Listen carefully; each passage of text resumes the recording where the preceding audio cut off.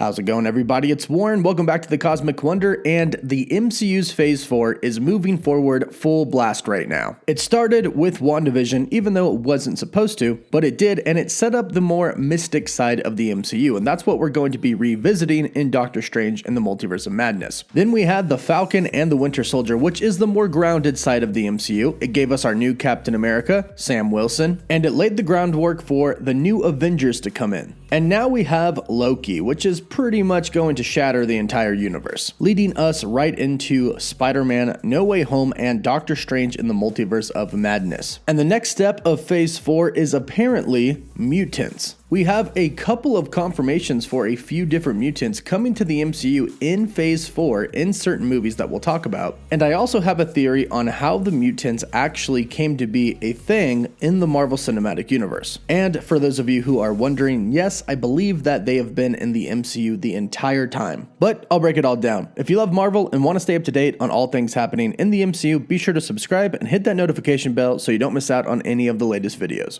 So let's start with the two mutants who are already confirmed to be coming to the MCU. One of them was just recently confirmed, and it's who everybody wanted to see appear in Black Panther 2 Wakanda Forever, and of course it is Namor. It was reported last week by the Illuminati.com that Namor is going to be in Wakanda Forever, and they even reported that the actor that Marvel has cast to play him is Tenoch Huerta. So it seems like we have our Namor, but I don't actually think that he's going to be the villain, which I'll get to in just a bit. But Namor is a mutant in the Marvel Comics. His father is a human, but his mother is Atlantean, and she's actually Atlantean royalty, which means eventually Namor will go on to take his place on the throne. Now, he is a mutant. Yes, he does have some Atlantean powers, but his mutant ability is the ability of flight. And a lot of people were expecting him to be the villain of Black Panther 2, but I don't believe this to be the case. I do think he is going to be somewhat of an antagonist, but I think it might kind of be like a Batman versus Superman, Godzilla versus Kong type of movie. The Atlanteans and the Wakandans have never really gotten along that well. However, with the Illuminati announcing that Tenoch Huerta is going to be playing Namor in Wakanda Forever, they also announced two other characters that are coming in Wakanda Forever as well. And these two characters are Namor, who is Namor's cousin, and Attuma, an Atlantean warlord. And I think that Attuma could be one of the main villains, if not the main villain, of Black Panther 2. And he will be the common enemy that Namor and whoever takes on the mantle of Black Panther in Wakanda Forever will have to fight against. And I believe that this is going to be what kind of unites Wakanda and Atlantis. Attuma will kind of take half of the army of Atlantis, much like Killmonger kind of took half of the army of Wakanda. Attuma will then attack Wakanda, in which Namor and his followers will help Wakanda defeat Attuma, which will also help Namor reclaim his throne. This is how I see this happening, although Black Panther 2 details are very scarce right now. They're keeping them very secret. But it appears that we know who our Namor is going to be, and that is one mutant that is going to be coming to the MCU in Phase 4. Another one that is confirmed is coming actually next month in Black Widow. For the longest time, there were rumors that the mutant Ursa Major was going to be appearing in Black Widow. The actor, who goes by the name The Dutch Giant, who is over 7 foot tall, originally posted to his Instagram stating that he would be playing the character. That was quickly changed to just say that he is in the film. However, David Harbour himself, who of course is going to be playing Red Guardian in the film, kind of spoiled everything a few weeks ago. In his Instagram post a few weeks ago, he said, Ursa, Yelena, Nat,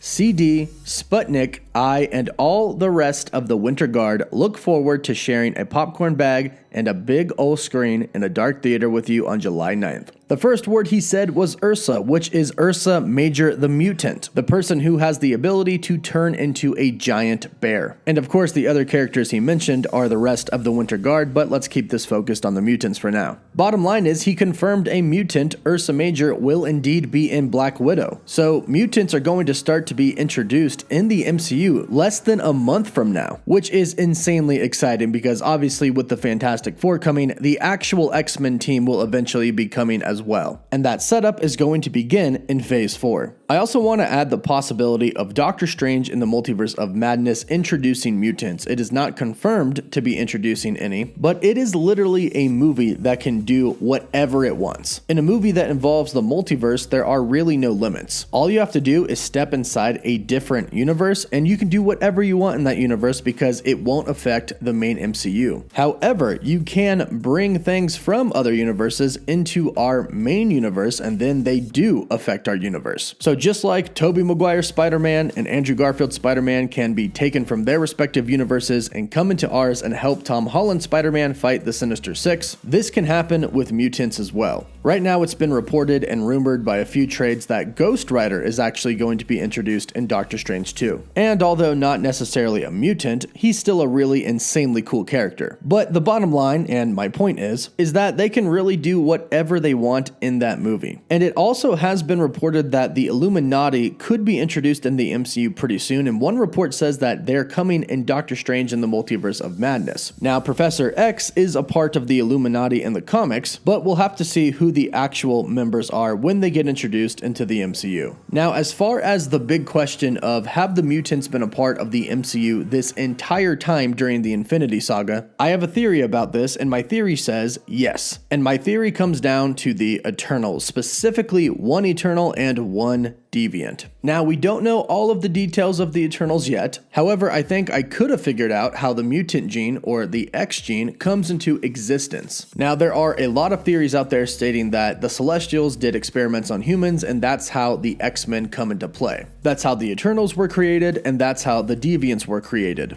But I have a little bit more of a specific theory. There have been reports and leaks for a while now that states that Angelina Jolie's character, Thena, has a big secret. And there was even a particular scene in the teaser trailer for the Eternals where Angelina was training and she had this weird look on her face, almost like she was very sad. And I think I could know why. In the comics, Thena has kids, but she has them with a Deviant, which is definitely not supposed to happen. The Eternals and the Deviants have been at war with each other since their creation. But she falls in love with one of them and they have twins. Now, in the comic storyline, she gives them away. She gives them to a human who can't have kids herself. I believe that this is going to happen in the movie as well. I think that this is Thena's big secret. Once upon a time, she fell in love with a Deviant, had kids, gave them away. So these kids are going to be the offspring of an Eternal, which is almost essentially a god, and a Deviant, which is also a very powerful being. I believe that these kids could be the start of the X gene in the MCU, just based off of what their biological structure could be. Take Thanos, for example. Thanos is actually an Eternal. He was born of two Eternal parents, but when he was born, he inherited the Deviant gene. So he kind of has both DNA. The DNA of an Eternal and the DNA of Deviants. And just look how freaking OP Thanos came out. One of the strongest beings in the universe. And trust me, in the comics, he's a lot more powerful than he is in the MCU. In the actual Infinity Saga comics, he crushes not only the Avengers, but the X-Men and the Fantastic Four, just a bunch of different heroes all coming together to fight him. He completely destroys them. And he does have powers of his own outside of using the Infinity Gauntlet. So we could, if my theory is correct, essentially have two kids who are like Thanos. Hopefully not as ugly, but two kids who inherit these two different insanely powerful genes. Perhaps the DNA of an Eternal and a Deviant combined could give us that mutant gene. And remember, Thena is thousands and thousands and thousands of years old. If she had her kids during the time of Babylon, that means the mutant gene could have existed for thousands and thousands of years. And those kids would go on to mate with other people and have kids, which would spread the mutant gene, which would mean mutants have been around in the MCU since almost the beginning of time. Now, that is just my personal theory. You'll have to let me know what you think about it in the comments down below. But regardless, we have confirmation that the mutants are coming in Phase 4, one of them coming in less than a month in Black Widow. This is the start of the X-Men team eventually coming down the line. So let me know how excited you are in the comments down below.